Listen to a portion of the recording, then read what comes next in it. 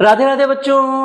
बच्चों हम लोगों ने क्लास 11th मैथ्स पार्ट 2 का 6th चैप्टर फंक्शन स्टार्ट किया था, जिसमें हम लोग प्रैक्टिस सेट या एक्सरसाइज 6.2 पे थे। ठीक है बच्चों, तो बिना किसी देरी के आज स्टार्ट करते हैं, देखते हैं आज के क्वेश्चंस क्या है। तो आज के लिए हमारा पहला क्वेश्चन होगा क्वेश्चन नंबर 5। अब क्वेश्चन नंबर 5 में क्या कह रहा है? क्वेश्चन नंबर 5 में कह रहा है check the following function have inverse और not, if yes then find their inverse. अब मुझे क्या कह रहा है कि जो मेरे पास फंक्शंस दे रखे हैं आप पहले चेक करिए उनका इनवर्स एग्जिस्ट करता है कि नहीं, और अगर करता है तो इनवर्स ढूंढो।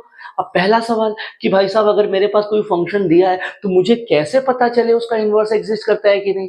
तो उसके लिए क्या चेक करना पड़ेगा? उसके लिए मुझे ये चेक करना पड़ेगा कि मेरे पास दिए हुए फंक्शन 1 1 एंड ऑन टू है कि नहीं। 1 1 भी होना चाहिए, ऑन टू भी होना चाहिए, तभी जाके उसका इनवर्स एग्जिस्ट करेगा। तो बच्चों हम लोग स्टार्ट करते हैं, चेक करते हैं फंक्शन 1 1 और ऑन टू है कि नहीं। अब 1 1 ऑन टू कैसे चेक करना है ये हम लोगों ने प्रैक्टिस सेट 6.1 में करके रखा है, सेम काम यहाँ पे भी रिपीट करना है। तो ये क्या हो जाएगा, पहले तो मैंने लेट कर लिया, लेट f ऑफ x1 बराबर f ऑफ x2। ये मैं 1 1 के लिए कर रहा हूं। अब अगर इसने मुझे x1 बराबर x2 दे दिया तो 1 1 हो जाएगा। तो ये क्या हो जाएगा, यहाँ से f ऑफ x1 का आउटपुट हो जाएगा 5x1 का स्क्वायर, ये हो गया 5x2 का स्क्वायर, 5 से 5 कैंसल, x1 स्क्वायर बराबर x2 स्क्वायर मिल रहा है। x2 स्क्वायर को यहाँ लेके आ जाओ, x1 square minus x2 square बराबर 0। अब ये कैसा है बच्चों, a square minus b square का फॉर्मूला लग रहा है यहाँ पे। तो ये हो जाएगा a minus b into a plus b equal to 0। यहां से क्या मिल जाएगा, x1 माइनस x2 बराबर 0 और x1 प्लस x2 बराबर 0। यहां से आ जाएगा x1 बराबर x2 और x1 बराबर माइनस x2। अब मुझे क्या चाहिए था, मुझे सिर्फ ये चाहिए था, ये भाई साहब तो एक्स्ट्रा है मेरे पास। अब ये एक्स्ट्रा कंडीशन मिल रही है, इसीलिए हम लोग क्या बोल देंगे बच्चों, f इज नॉट 1 1। अब जैसे ही पता चल गया f 1 1 नहीं है, इसका मतलब ऑन टू चेक करने का कोई फायदा ही नहीं, क्योंकि कंडीशन क्या है इनवर्स के लिए, 1 1 भी चाहिए ऑन टू भी चाहिए। तो यहां से मैं क्या कह दूंगा, यहां से मैं कह दूंगा f inverse does not exist. DNE का मतलब है डज नॉट एग्जिस्ट। खत्म हो गया पहला क्वेश्चन। अब सेकंड क्वेश्चन में क्या कह रहा है बच्चों, सेकंड क्वेश्चन में कह रहा है f ऑफ x बराबर 8 है।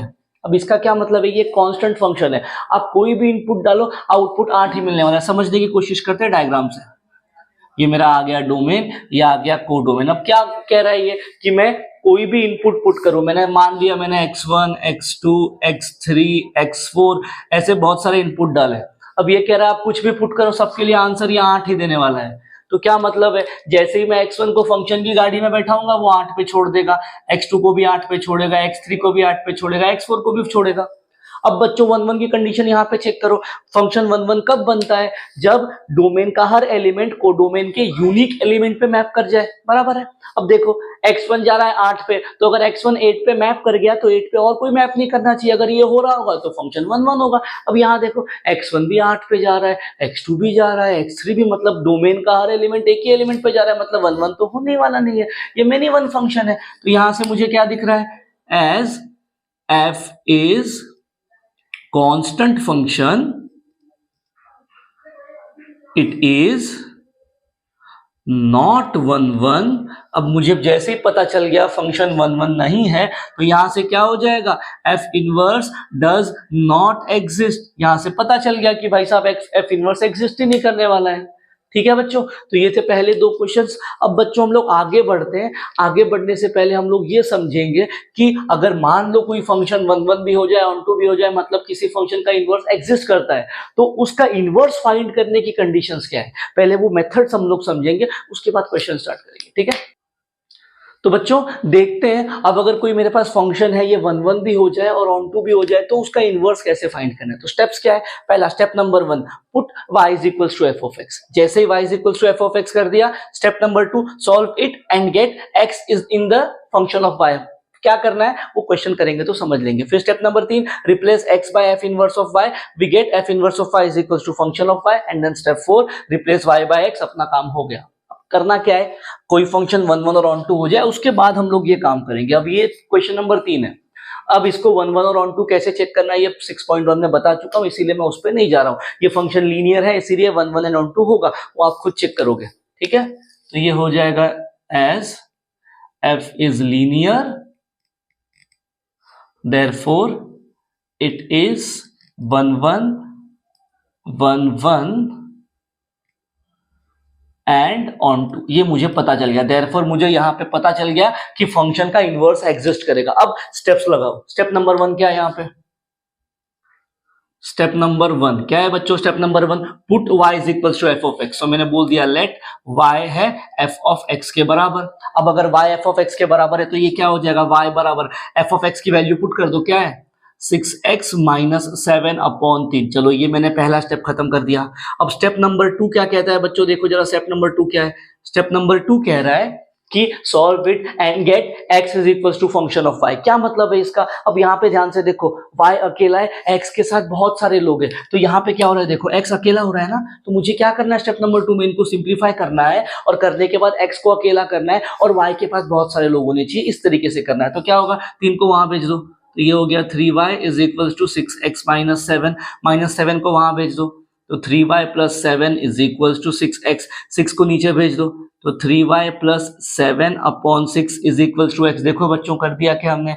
x is equal to 3y plus 7 upon 6। मैंने x को क्या कर दिया बच्चों? x को अकेला कर दिया और पाई को बहुत सारा कर दिया, तो ये क्या लिखा है? x in terms of function of y लिखा है। स्टेप नंबर 2 कंप्लीट हो गई। अब बच्चों चलते हैं स्टेप नंबर 3 पे। स्टेप नंबर 3 हमसे क्या कह रही है? स्टेप नंबर 3 कह रही है replace x by f inverse of y। तो जहां जहां पे क्या लिखा है मेरे पास? जहां जहां पे x लिखा है वहां वहां पे f इनवर्स ऑफ y लिख दो। तो x यहाँ पे ये, तो ये हो जाएगा f inverse of y is equals to 3y plus 7 upon 6। तो यहां से मुझे क्या मिल गया बच्चों? f inverse of y is equals to function of y। देख लो, f inverse of y is equals to function of y। Step 3 complete. चलो स्टेप नंबर 4 पे।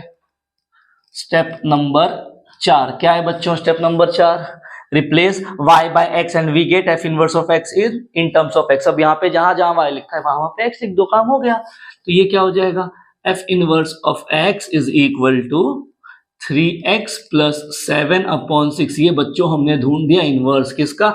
f ऑफ x का। ये देखो f ऑफ x था, ये आ गया f inverse of x, inverse मिल गया। इसी के साथ क्वेश्चन नंबर 3 खत्म हो गया। बढ़ते हैं हम लोग आगे वाले क्वेश्चन पे, देखते हैं क्या है।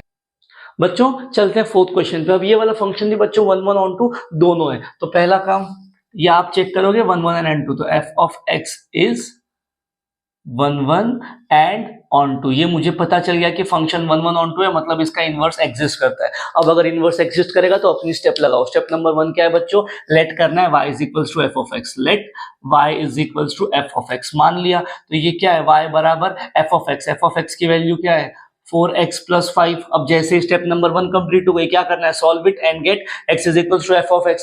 अब इसका क्या मतलब है? x के पास बहुत सारे लोग हैं तो x को अकेला करेंगे और बहुत सारे लोग y की तरफ शिफ्ट करेंगे, ठीक है। उसके लिए पहले क्या करना पड़ेगा? रूट को गायब करना पड़ेगा। स्क्वायर कर दो both side, squaring both side. ये क्यों किया? क्योंकि मुझे x को अकेला करना है। x को अकेला करने के लिए रूट को गायब करना पड़ेगा, तो स्क्वायर किया, तो ये हो गया 4x प्लस 5। अब क्या करना है? 5 को y के पास लेके आओ, x को अकेला करना है, तो ये हो गया y स्क्वायर, 5 इधर आके माइनस हो गया, ये हो गया 4x, 4 को नीचे भेज दो, तो ये y square upon 5, y square minus 5 upon x is equals to ये। तो यहां से क्या आ रहा है? x का value y square minus 5 upon 4। चलो भाई साहब स्टेप नंबर 2 भी कंप्लीट। क्या किया मैंने? x को फंक्शन ऑफ y लिख दिया। अब स्टेप नंबर 3 क्या है? x को रिप्लेस कर दो f इनवर्स ऑफ y से, इसको, तो ये हो जाएगा f inverse of y is equals to y square minus 5 upon 4। Step number 4 क्या है?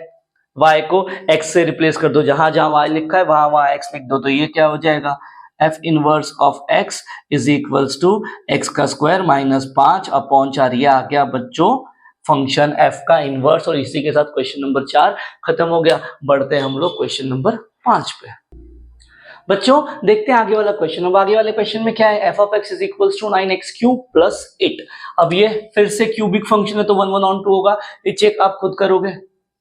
f of x is cubic function, therefore it is 1 1 and on 2। चलो भाई साहब ये पता चल गया। फिर से स्टेप नंबर 1 क्या है? स्टेप नंबर 1 पुट कर दो y equal to f of x। तो मैंने बोल दिया let y equal to f of x। तो ये क्या हो जाएगा? y is equal to f of x मतलब क्या है? 9x cube plus 8। चलो मिला।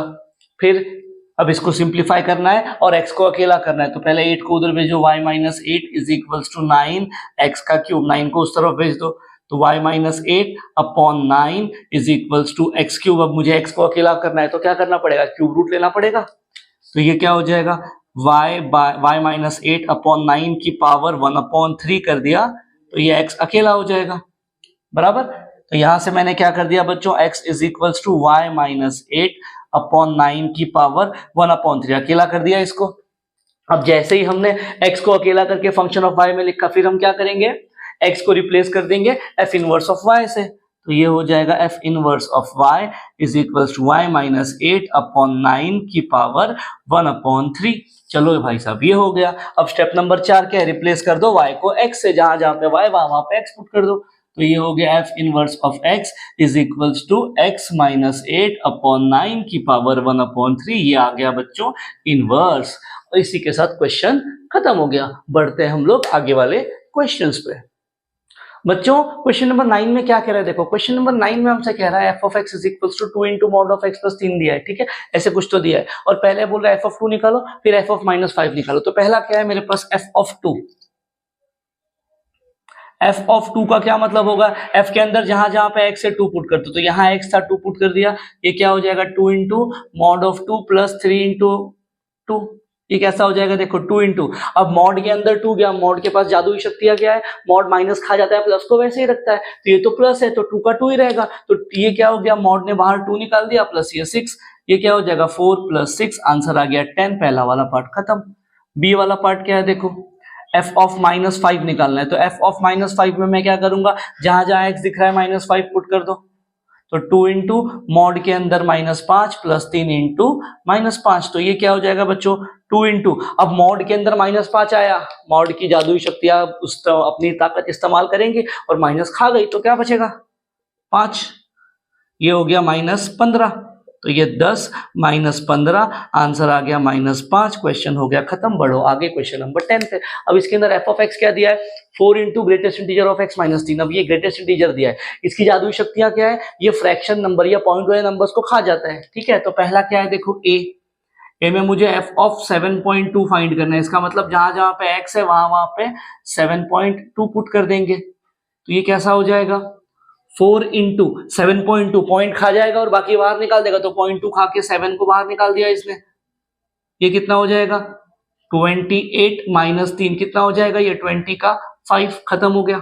बी ये क्या है मेरे पास, f ऑफ 0.5, f ऑफ 0.5 का मतलब जहां जहां पे x है वहां वहां पे 0.5 को पुट करो, तो ये कैसा हो जाएगा 4 इंटू, अब 0.5 में फ्रैक्शन क्या है 0.5 खा जाएगा, बचा क्या 0, तो ये क्या आ जाएगा 4 इंटू 0, 0 माइनस 3 इज माइनस 3। फिर क्या है मेरे पास c, अब c में क्या है f ऑफ माइनस 5/2, अब माइनस 5/2 को कैसे लिख सकता हूं मैं, माइनस 2.5, 5/2 का तो मतलब यही होता है।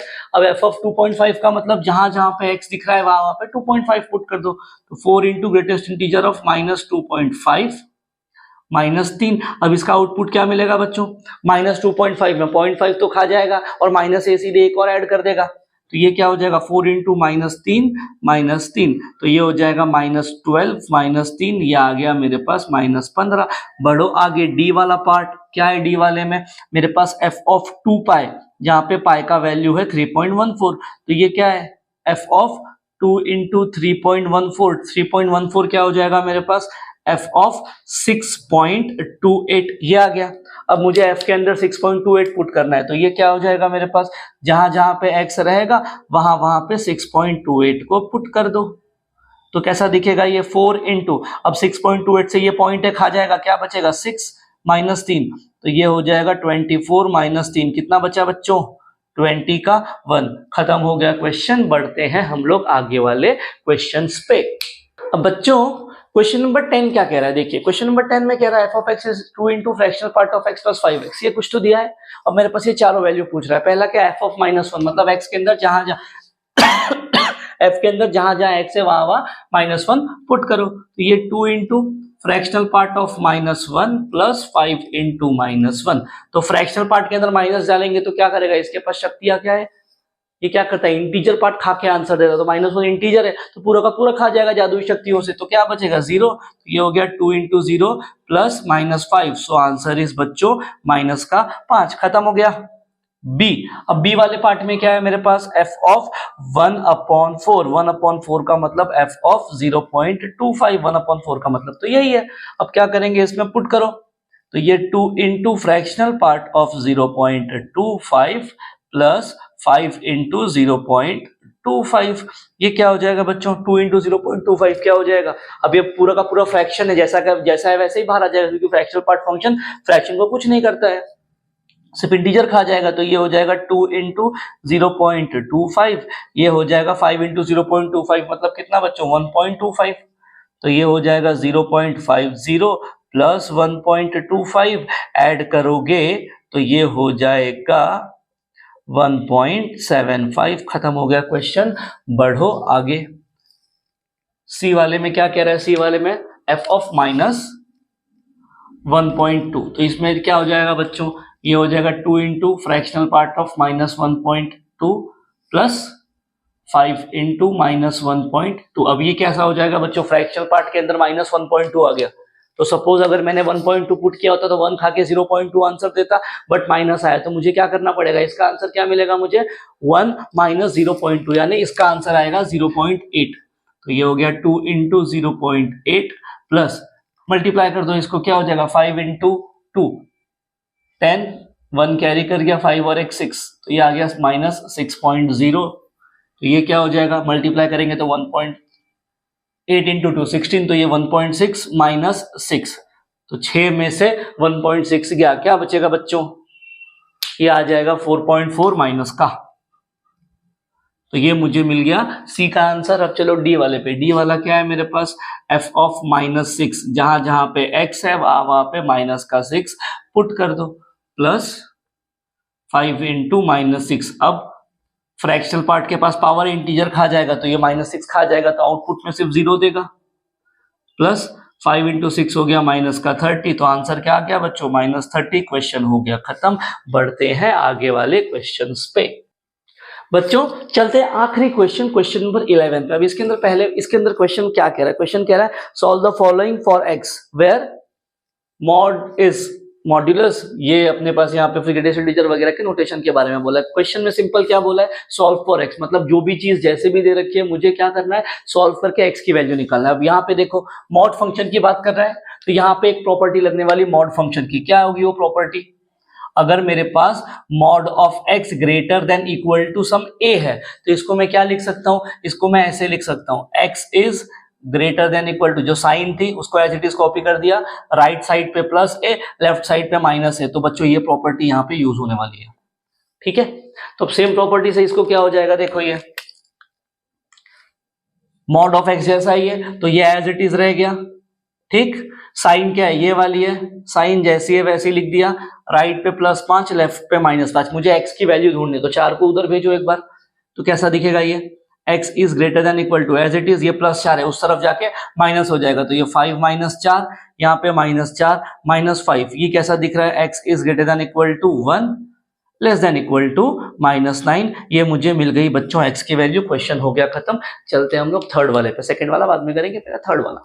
अब थर्ड वाले में क्या हो रहा है, x का square is equal to x का square plus 7 × mod x plus 12 दिया, ऐसे कुछ दिया है। अब इसके अंदर एक प्रॉपर्टी यूज करूंगा मॉड की, क्या है वो प्रॉपर्टी बच्चों, प्रॉपर्टी कुछ ऐसी है, मॉड ऑफ x का स्क्वायर करो तो ये किसके बराबर होता है, ये x के स्क्वायर के बराबर ही होता है, ये प्रॉपर्टी है। ठीक है, ये दोनों इक्वल होते हैं। तो मेरे पास क्या लिखा है, x का स्क्वायर लिखा है, तो ये x के स्क्वायर को मैं क्या लिख सकता हूँ, मॉड ऑफ x का स्क्वायर। तो अब सम क्या हो जाएगा मेरे पास, सम एक्चुअल में है मॉड x का square plus 7 × mod x plus 12। ये मैंने क्यों किया, क्योंकि सारी जगह पे मॉड इंट्रोड्यूस हो जाए इसीलिए किया। अब एक और काम करो, एक चीज पुट कर दो आप मॉड x को p, तो जहां जहां पे मॉड x लिखा है वहां पे p पुट करेंगे। अब सम देखो क्या हो गया, कैसा दिखेगा ये हो जाएगा मॉड x का स्क्वायर है मतलब p का स्क्वायर प्लस 7p प्लस 12, ये बन गई बच्चों क्वाड्रेटिक इक्वेशन। मुझे चाहिए ऐसा नंबर जिसका मल्टीप्लिकेशन हो 12, ऐड करने पे मिल जाए 7, तो नंबर हो जाएंगे 4 और 3, मल्टीप्लाई करोगे 12 आएगा, ऐड करोगे 7 आएगा। तो ये कैसा दिखेगा मेरे पास, p + 4, ये हो जाएगा p + 3 = 0। सिंप्लीफाई करने के बाद यहां से क्या मिल जाएगा बच्चों, यहां से मिल जाएगा p+4 बराबर 0 और p+3 बराबर 0। क्या मिलेगा यहां से आगे? यहां से मुझे मिल गया p का वैल्यू -4 और p का वैल्यू -3। अब p की जो एक्चुअल वैल्यूज थी उनको रिसब्स्टिट्यूट कर दो। p को मैंने क्या पुट किया था? मॉड x, तो ये हो जाएगा मॉड ऑफ x बराबर -4 और मॉड ऑफ x बराबर -3। अब बच्चों ध्यान से देखो, मॉड x का वैल्यू -4 और -3 कभी आ सकता है क्या? मॉड के पास जादुई शक्ति है, क्या है? वो अपना माइनस खा देता है, माइनस खा के आउटपुट देता है। तो आप इसके अंदर चाहे प्लस वैल्यू पुट करो या माइनस पुट करो, हमेशा आंसर पॉजिटिव ही मिलेगा। और ये दोनों कह रहे हैं कि उनका आंसर नेगेटिव आएगा। तो यहां से मुझे क्या पता चल रहा है? दोनों के दोनों गलत बोल रहे हैं, झूठ बोल रहे हैं, पॉसिबल ही नहीं होगा। तो इसका मतलब x is equal to empty set. या तो ऐसे लिखो या तो x बराबर 5 लिख दो, क्योंकि x की कोई वैल्यू ही नहीं एग्जिस्ट करती है। तो ये थे पहले दो क्वेश्चंस। बढ़ते हैं हम लोग आगे वाले क्वेश्चंस पे। अब बच्चों सेकंड वाला क्वेश्चन देखो। सेकंड वाले क्वेश्चन में मेरे पास मॉड्यूलस में इक्वेशन टाइप कुछ दे रखा है। अब जब ऐसा चीज आएगा बच्चों, जब एक से ज्यादा मॉड साथ में उनका एडिशन सब्सट्रैक्शन दिया होगा, तो मुझे उस केस में कुछ अलग चीज करनी पड़ेगी। वो अलग चीज क्या है? पहले मुझे चेक करना पड़ेगा ये दोनों मॉड कहाँ पे 0 बनते हैं और वो पॉइंट बाहर निकालना पड़ेगा। क्या करना पड़ेगा? मुझे चेक करना पड़ेगा ये दोनों मॉड 0 कहाँ बनते हैं। ठीक है, अगर 1 आ जाए, 2 आ जाए, 3 आ जाए, यही काम करना है। अगर इस तरीके का कुछ दिया तो क्या किया? पहले देखो ये 0 कब बनेगा? जब मैं 4 पुट करूंगा। ये 0 कब बनेगा? जब मैं 2 पुट करूंगा। मतलब मुझे 2 पॉइंट मिल गए 2 और 4 बराबर, जहां पे ये मॉड 0 बन रहा है, मैंने ला दिया। अब देखो बच्चों, ये 2 और 4 ने पूरी की पूरी नंबर लाइन को 3 पार्ट में डिवाइड कर दिया है। एक ये वाला पार्ट, ये वाला पार्ट क्या है? जब x लेस देन 2 होगा। ये वाला पार्ट क्या है? जब x ग्रेटर देन 2 होगा। और ये वाले पार्ट में क्या मिलेगा? जो वैल्यूज होंगी 2 से बड़ी होंगी और 4 से छोटी होंगी। बराबर है। तो मुझे क्या करना पड़ेगा? अभी पूरे को इन 3 केसेस के लिए सॉल्व करना पड़ेगा। तो देखते हैं पहले ये 4, देखते हैं पहले केस नंबर 1। केस नंबर 1 इसको उठा रहा हूं, when x is less than 2। अब मुझे क्या करना है? अब मुझे ये समझ के सॉल्व करना है कि ये पूरी जो भी चीज जा रही है इसके अंदर जो वैल्यू जाएगी वो लेस देन 2 जाएगी। मुझे ये करके सॉल्व करना है। ठीक है, अब मान लो बच्चों मैंने इसके अंदर वैल्यू लेस देन 2 पुट कर दिया। लेस देन 2 मतलब मान लो मैंने -1 पुट कर दिया। लेस देन 2 यानी कि 1 होता है, मैंने इसमें 1 पुट कर दिया। तो क्या हो जाएगा? ये देखो, मॉड ऑफ 1 - 4 प्लस ये आ जाएगा मॉड ऑफ 1 - 2। अब 1 - 4 का मतलब क्या होता है बच्चों? -3। अब ये मॉड अपनी जादुई शक्तियों का यूज करेगा। बराबर, मॉड जादुई शक्तियों का यूज करेगा और इसको 3 बना देगा। प्लस इसको ये क्या हो जाएगा? -1, तो मॉड इसको 1 बना देगा। मतलब क्या हो रहा है बच्चों? इस वाले केस में, पहले वाले केस में मॉड को अपनी शक्तियों का यूज करना पड़ेगा। अब जब मॉड अपनी शक्तियों का यूज करेगा तो अंदर आए हुए इंसान ने पहले से माइनस लगा देगा वो। ठीक है, तो ये क्या हो जाएगा? मॉड क्या करेगा? इसमें माइनस लगा के इसको बाहर देगा। तो ये क्या कर देगा? मॉड माइनस ऑफ x - 4 बाहर देगा। प्लस यहां पे क्या करेगा? मॉड माइनस ऑफ x - 2 बाहर देगा। बराबर है, यही काम करेगा ना। तो अब क्या हो जाएगा बच्चों? ये कैसा दिखेगा अपने पास? माइनस को अंदर मल्टीप्लाई करो, -x + 4, ये हो जाएगा -x + 2। तो ये कितना आ रहा है? देखो कितना आ रहा है ये, और ये इक्वल टू 3 है। ठीक, तो ये क्या आ रहा है मेरे पास? -2x + 6 बराबर 3। तो माइनस, ये काम करो, -2x को वहां भेज दो, 3 को यहां लेके आ जाओ। तो ये हो जाएगा 6 - 3 इक्वल टू 2x। तो यहाँ पे 2x is equals to 3। x का वैल्यू आ गया बच्चों मेरे पास 3/2। तो पहले वाले केस से मुझे x का एक वैल्यू मिला। अब बच्चों दूसरा वाला केस उठाओ। दूसरा वाला केस क्या है मेरे पास? दूसरे वाले केस में x का वैल्यू ग्रेटर देन 2 है एंड लेस देन 4 है। अब बच्चों जब मैं x मेरा यहां पे होगा तो मुझे चेक करना है अब ये लोग का बिहेवियर क्या है। x कैसा चाहिए? 2 से बड़ा और 4 से छोटा। कौन है? 3 है। बराबर, एक काम करो, इसके अंदर 3 पुट करो। कैसा दिखेगा ये? मॉड ऑफ x की वैल्यू को 3, तो 3 - 4 प्लस मॉड ऑफ 3 - 2। कैसा दिख रहा है ये बच्चों? देखो, mod of -1 plus mod of 1। तो मॉड जो है बच्चों पहले वाले के लिए भी शक्ति का यूज करेगा, क्योंकि पहला वाला माइनस दे रहा है। तो मॉड क्या करेगा? उसमें एक और माइनस लगा के बाहर देगा। और जो दूसरा वाला है वो तो पहले से पॉजिटिव है इस रेंज में, तो उसको तो 1 करके छोड़ देगा, जैसा है वैसा ही बाहर दे देगा। तो अब केस नंबर 2 में क्या होगा? मॉड अपनी शक्तियों का इस्तेमाल किसके लिए करेगा? इसके लिए करेगा। तो ये कैसा हो जाएगा? -x - 4। और जो दूसरा वाला है वो पॉजिटिव है, तो उसको मॉड वैसे ही बाहर कर देगा। ठीक है, अब क्या हो जाएगा? ये ये हो जाएगा -x+4 प्लस x -2 बराबर 0। बच्चों यहाँ पे x तो कैंसिल हो गया, यहां से तो कुछ नहीं आ रहा है बराबर। ये रेंज मुझे क्या दे रहा है, नॉट पॉसिबल वैल्यू दे रहा है, मतलब इस रेंज में तो मेरा कोई आउटपुट नहीं है। चलो चलते हैं तीसरे केस पे, यहां से मुझे क्या मिल रहा है, x बराबर कुछ नहीं मिल रहा है। थर्ड केस में क्या है, x ग्रेटर देन 4। अब x क्या है, 4 से बड़ा है। फिर से इसके अंदर 4 से बड़ी वैल्यू पुट करके चेक करो मॉड कैसे चल रहा है। अगर इसमें 4 से बड़ी वैल्यू मैंने 5 पुट कर दिया तो ये क्या हो जाएगा, 5 - 4 प्लस 5 -2, दोनों का आंसर क्या आ रहा है, यहाँ से 1 मिल रहा है मॉड में, यहाँ से मॉड में 3 मिल रहा है। अब देखो बच्चों दोनों पॉजिटिव है, तो इन दोनों के लिए मॉड अपनी शक्ति का यूज नहीं कर पाएगा। क्यों, क्योंकि अंदर नेगेटिव तो है ही नहीं। तो जैसा है वैसा बाहर निकाल देगा। थर्ड केस के लिए कैसा हो जाएगा, ये x -4 प्लस x -2 बराबर 3। तो यहाँ पे क्या हो जाएगा, ये 2x - 6 बराबर 3। तो ये हो जाएगा 2x = 6, वहां चला गया तो 9, x का वैल्यू आ गया बच्चों 9/2। तो इस केस में जब भी ये होगा तो मेरे पास x की दो ही वैल्यू पॉसिबल है, एक ये एंड ये। क्लियर है बच्चों। तो ये था सेकंड वाला क्वेश्चन। बढ़ते हैं हम लोग आगे वाले क्वेश्चंस पे। बच्चों चलते हैं आगे वाले क्वेश्चन पे। अब आगे वाला क्वेश्चन क्या बोल रहा है, mod of x less than equal to 3। थोड़ी देर पहले प्रॉपर्टी देखी, अगर ऐसा लिखा है तो क्या हो जाएगा, मॉड x को मैंने कर दिया x sign as it is, ये राइट साइड पे +3 तो लेफ्ट साइड पे -3, ये आ गया अपने पास आंसर, खत्म हो गया। अब ये क्या कह रहा है, mod of x equal to 5। इसका क्या मतलब हो जाएगा, मॉड ऑफ x बराबर 5/2। तो अगर x मैंने यहाँ से अलग किया, क्लास 9 में ये प्रॉपर्टी पढ़ी है, तो x यहाँ से क्या हो जाएगा ±5/2। प्रॉपर्टी क्या लगती है यहाँ पे, प्रॉपर्टी है अगर मॉड ऑफ x बराबर a हो जाएगा तो x का वैल्यू ±a के बराबर होगा। क्लास 9 मैथ्स पार्ट 1 का सेकंड चैप्टर खोलोगे तो मिल जाएगा ये। ठीक है, अब यहाँ पे देखो, यहाँ पे क्या हो रहा है, greatest integer of x plus greatest integer of x plus greatest integer of x, ये बोला है। अब इसके अंदर क्या हो रहा है, देखो बच्चों बाहर वालों को मैंने कुछ नहीं किया कि as it is, plus greatest integer के अंदर ये वाला x भी एज इट इज। अब इनको देखो, अब अगर x इंटीजर होगा तो ये x का वैसे ही बाहर निकल जाएगा, निकाल दिया मैंने वैसे का वैसे बाहर। अगर ये x इंटीजर होगा तो वही मिलेगा मुझे। ठीक है, तो अब ये पूरी चीज क्या हो जाएगी, देखो greatest integer of x plus यहाँ पे क्या हो गया, ये greatest integer of 2x। Clear है बच्चों। अब यहां से क्या हो जाएगा, देखो ये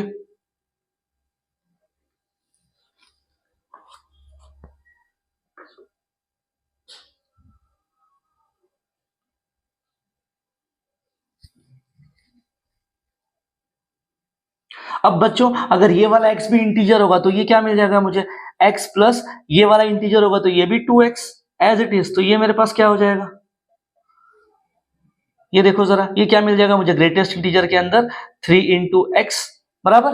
अब अगर ये x भी इंटीजर हुआ तो इसका आंसर क्या आ जाएगा, इसका आंसर आ जाएगा 3x।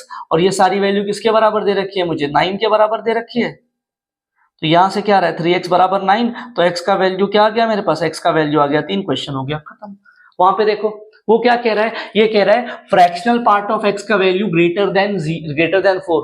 तो फ्रैक्शनल पार्ट के अंदर बच्चों मुझे एक बात पता है कि मैं इसके अंदर कोई भी इनपुट पुट करूं, ये आंसर हमेशा क्या देगा मुझे, उसका इंटीजर पार्ट खा जाएगा और पॉइंट में आंसर देगा। तो इसकी अगर हम लोग रेंज की बात करें तो range of fractional part x is close 0 से ओपन 1, मतलब जो इसका आउटपुट होगा बच्चों हमेशा इसी रेंज में आएगा, 0 से 1 के बीच में ही आएगा। और ये बोल रहा है कि मुझे आउटपुट चाहिए भाई साहब 4 से बड़ा, यानी 5, 6, 7, 8, 9 ऐसी वैल्यूज। तो क्या ये पॉसिबल है, क्या इस इंटरवल में ये लोग आते हैं, बिल्कुल नहीं आते। तो इसका मतलब क्या हो जाएगा, fractional part of x greater then 4 is not possible, not possible. Question हो गया खत्म। बढ़ते हैं आगे वाले क्वेश्चंस पे। बच्चों देखते हैं आगे वाला क्वेश्चन। अब इस क्वेश्चन में क्या कह रहा है, fractional part of x equal to 5। क्या मतलब है इसका, इसका मतलब है वो ये कह रहा है कि ऐसा क्या x पुट करूं मैं फ्रैक्शनल पार्ट फंक्शन के अंदर जिसका आउटपुट हमेशा 0.5 है। तो उसके लिए मुझे क्या चेक करना पड़ेगा बच्चों, एग्जांपल ले लो, अगर मैं ये करूं इसका आंसर आएगा 0.5, अगर मैं ये पुट करूं इसका आंसर आएगा बच्चों 0.5। तो क्या दिख रहा है मुझे आंसर या फ्रैक्शनल पार्ट का आउटपुट 0.5 लाने के लिए क्या करना पड़ेगा, ऐसे नंबर्स पुट करने पड़ेंगे। अब ये नंबर्स क्या है बच्चों, पहला वाला क्या है, पहला वाला इंटीजर है, कैसा इंटीजर, पॉजिटिव इंटीजर, और उसके बाद क्या किया है मैंने 0.5 ऐड किया है। मतलब ऐसा आउटपुट अगर मुझे फ्रैक्शनल पार्ट से लाना है तो मुझे क्या करना पड़ेगा बच्चों, एक्स को इंटीजर प्लस 0.5 पुट करना पड़ेगा, जहां पे ये आई क्या है, आई इज पॉजिटिव इंटीजर। बढ़ो आगे, आगे वाले में क्या हो रहा है देखो बच्चों, आगे वाले में क्या है, 2 into fractional part of x is equals to x plus greatest integer of x. तो यहाँ पे क्या हो जाएगा, इधर अब इसको सॉल्व करने के लिए ना बच्चों हमको एक रूल, एक नया फॉर्मूला, एक रिलेशन जो एक नॉर्मल नंबर उसका ग्रेटेस्ट इंटीजर और उसके फ्रैक्शनल पार्ट में होता है, क्या है पहले वो रिलेशन समझने की कोशिश करते हैं। यहीं से एक नंबर उठा रहा हूं, मैंने बोला मान लो 0.5 है, बराबर। इसको अब मैं कैसे लिख सकता हूँ, 0.5 मान लो नंबर है 2.5, ठीक है। 2.5 को कैसे लिख सकता हूं मैं, 2 प्लस 0.5 बराबर है, लिख सकता हूं ऐसे। अब ये 2 और 0.5 क्या हम लोग उसको समझते हैं, ये नंबर है मेरा, ठीक है। अब इसी नंबर का बच्चों ग्रेटेस्ट इंटीजर फंक्शन ले लो या इसको ग्रेटेस्ट इंटीजर के अंदर पुट कर दो, ये आउटपुट क्या देगा बच्चों, सिर्फ 2 देगा। मतलब मुझे दिख रहा है वो जो नंबर था उसको मैंने 2 लिखा था, इस 2 को मैं उसको क्या लिख सकता हूं, उसका ग्रेटेस्ट इंटीजर फंक्शन लिख सकता हूं।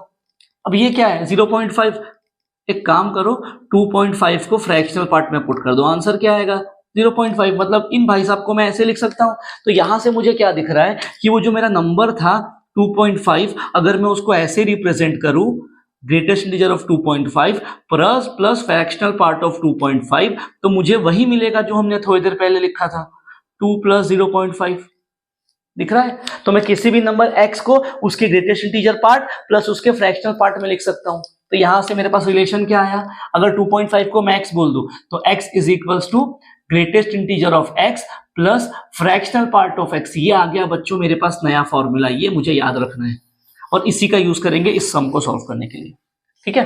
अब इस रूल से काम करिए, इसकी वैल्यू निकालो। तो ये क्या हो जाएगा, x minus greatest integer of x is equals to fractional part of x, ठीक है। मैं क्या करूंगा, जो फ्रैक्शनल पार्ट है उसके बदले ये वैल्यूज पुट कर दो, क्या हो जाएगा देखो, ये हो जाएगा 2 into x minus greatest integer of x, ये हो जाएगा x plus greatest integer of x, 2 को मल्टीप्लाई कर दो, 2x minus 2 into greatest integer of x, यहाँ पे हो जाएगा x plus greatest integer of x। ये x को वहां पे लेके आ जाओ, कैसा हो जाएगा 2x minus x is equals to greatest integer of x plus 2 into greatest integer of x।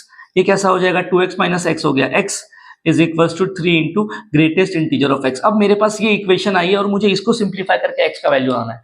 इसको सिंप्लीफाई करने के लिए क्या करेंगे, आप एक काम करो, इसमें वैल्यूज पुट करके चेक करो, पॉजिटिव वैल्यू पुट करो, कोई भी जो अच्छा लग रहा है। मैं पुट कर रहा हूं 2, ठीक है, मैंने पुट कर दिया x को 2, तो यहाँ पे क्या हो रहा है 2 is equals to 3 into greatest integer of 2, तो ये क्या हो जाएगा 2 is equals to 3 into greatest integer of 2 आ जाएगा 2। तो ये बोल रहा है भाई 2 तो 6 के बराबर है। क्या बच्चों ये कभी पॉसिबल हो सकता है 2 6 के बराबर है, कतई पॉसिबल नहीं है, खत्म हो गया ये।